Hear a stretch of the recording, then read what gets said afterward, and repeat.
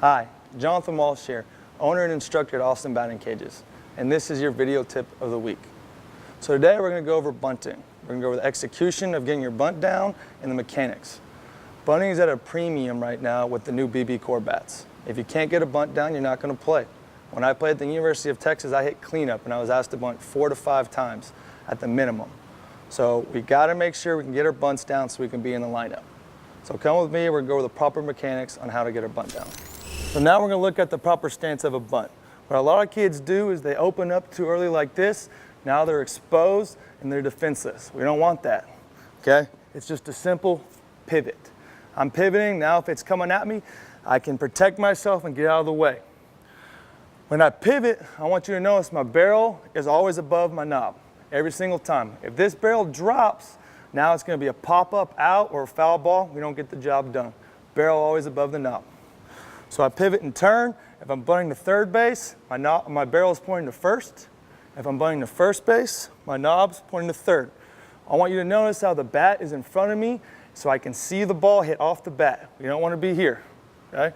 We want to make sure we get our knees down. If it's a low pitch, we go with it. If it's a high pitch, we just pull it back. Very simple, but you got to have conviction when you're getting your bunt down, and you got to watch it hit off the bat and see it down on the ground. Now let's do it live. So I pivot early, my bat's out in front, my eyes are behind the barrel, see it down. Now I'm going to bunt to first base. Pivot early again, out in front, bend my knees, see it hit off the bat, right there. And that's how you get a bunt down. For more tips or to book your lesson, go to austinbattingcages.com.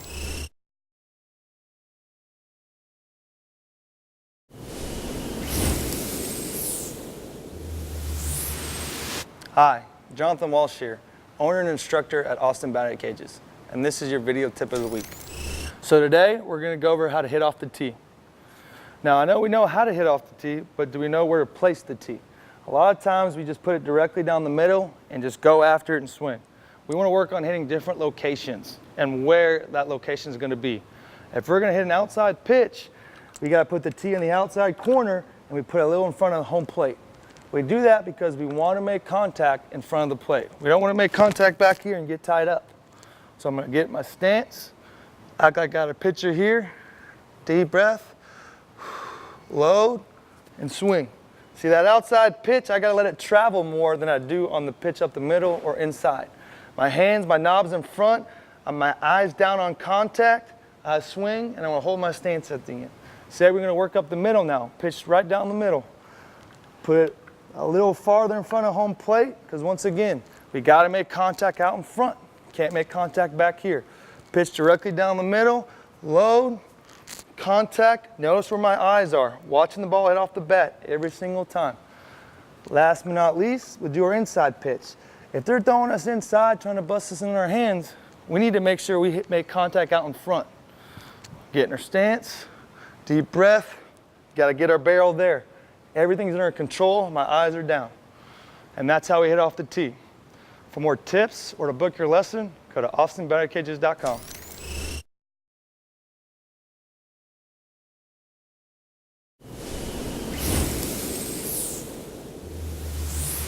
Hi, I'm Nick DeSantiago, owner and instructor of Austin Batting Cages. Here's your video tip of the week. Today, we're going to go over blocking. Whenever you're blocking, you're going to want to use lines. The thing I see most kids messing up today is they're replacing their knees with their feet. So if you can see me, if I replace my knees with my feet, I did not gain any ground to the baseball.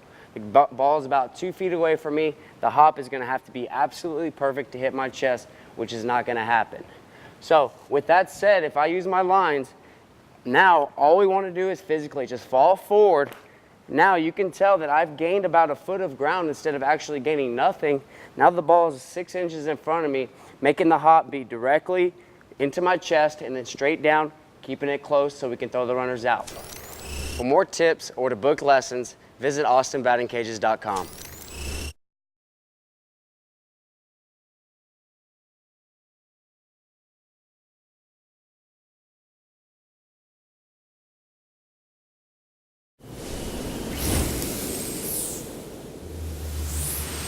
I'm Jonathan Walsh, owner and instructor at Austin Batting Cages, and this is your tip of the week. So today we're going to go over proper grip and stance when you're hitting. Let's start with our grip. When we're gripping the bat, we want to hold it more in our fingers versus in the palm of our hand. So what I like to do is we call it knock knuckles. You see, we kind of have our punching knuckles right here. We line them up. If I'm showing palm up right here, you see it's more in my fingers. That lets me get the whip through the zone that we're looking for. If it's in our palm, now we're more of a body swing and we can't get our hands through and get the whip that we want if we're holding it more in our fingers. Now let's go to our stance. In our stance, there's no one right way to get into stance before you're hitting. However, we do want to stay athletic, we want to stay in our legs, and we want to have a good base, okay? I like to get my feet about shoulder width apart. I like to get my knees bent, and I like to feel like I'm really good and planted in here when I'm hitting. I'll get my hands up, make sure I got my knock knuckles, they're in my fingers. I have my hands up, butt down. Now I feel like a strong and powerful stance before I start my swing. Okay, we don't want the less movement, the better. We don't want to be sitting here moving crazy and our heads move up and down. Less is more when it comes to baseball. We want to keep it simple. Shoulder width apart, butt down, hands up, ready to go. And that is the proper grip and the proper stance. For more tips or book your lesson, go to austinbattingcages.com.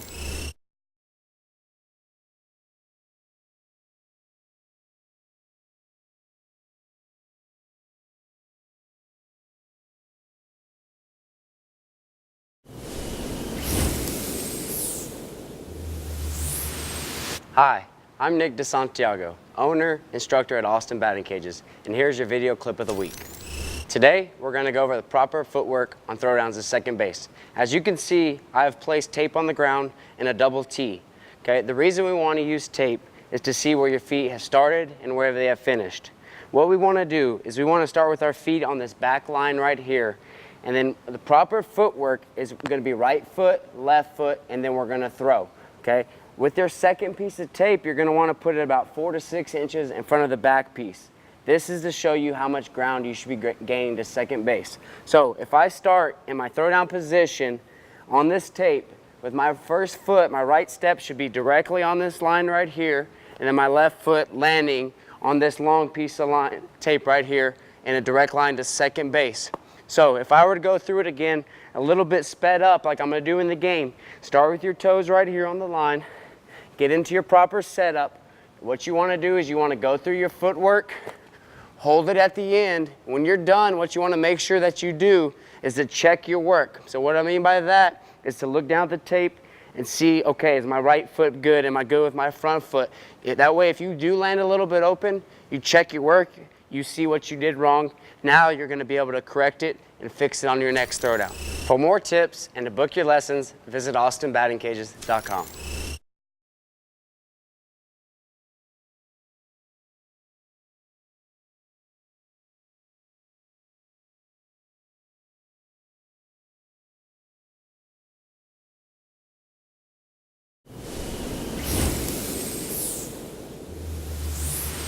Hi, I'm Jonathan Walsh, owner and instructor at Austin Batting Cages, and this is your video tip of the week. So today we're going to go over our pitching stride and working to our target. Now I'm a firm believer of up, down, go. Okay, what does that mean? So we're going to get set, get in our stance. We're going to pick our knee up and our hands go. You see how when my knee goes up, my hands go. They work together. Up, down, up, down. Everything works together. So we'll come set, up, down, go. Okay? What a lot of younger kids are doing, I'll see, is they just pick it up and go straight to their target. Well, why do we go back down before we go forward? Two things. First off, we want to generate more power pushing off our back leg. Okay, so when we go down, we can now kind of get a little dip in our back knee here and really press off the mound when we're pitching.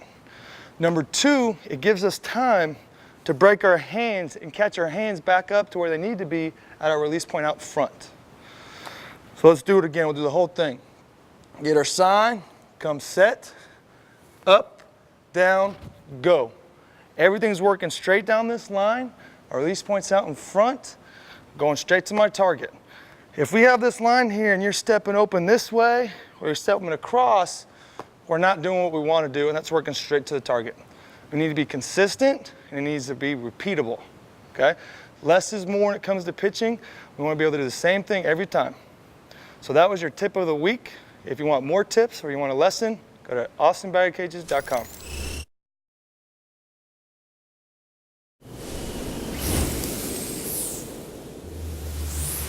Hi, my name is Jonathan Walsh, owner and instructor at Austin Batting Cages, and this is the video tip of the week. So today we're going to work on the towel drill. Very important for pitchers. As a pitcher, we can't sit here and throw all day.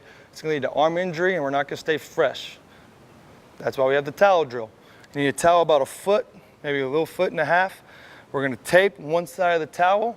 The side we tape, we're going to put between our two fingers like the baseball. Very key that we hold this the right way, between our two fingers like this. And when we throw it, we whip forward and we can see the towel action.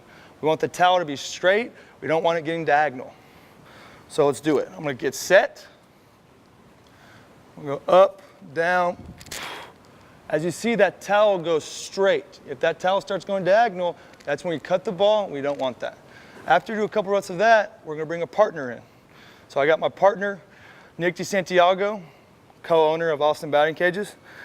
He's going to put his glove out, and then he's going to give me a release point. I want to try to get it all the way out there. I'm going to come set, up, down. Okay? Having a partner really helps you focusing on getting out in front and releasing out in front. Remember, if our towel is going diagonal to the side, that correlates to us cutting the ball. For more tips or lessons, go to austinbattingcages.com.